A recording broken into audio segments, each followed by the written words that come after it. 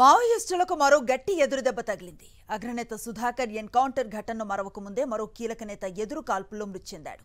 ఛత్తీస్గఢ్ బీజాపూర్ జిల్లాలో national park అడవుల్లో encounter జరిగింది.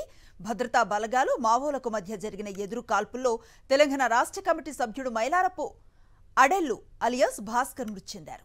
ఇతని స్వస్థలం ఉమ్మడి ఆదిలాబాద్ జిల్లాలో తిర్యాని మండలం. ఛత్తీస్గఢ్లోనే 2 ఏళ్ల క్రితం జరిగిన ఎదురు కాల్పుల్లో ఇతని భార్య అరుణక్క ప్రాణాలు కోల్పోయింది. గోండు తెగకు చెందిన భాస్కర్ 10వ తరగతి చదివిన విద్యార్థి దశలోనే 1995లో నాటి పీపుల్స్ వార్ పార్టీలో చేరాడు.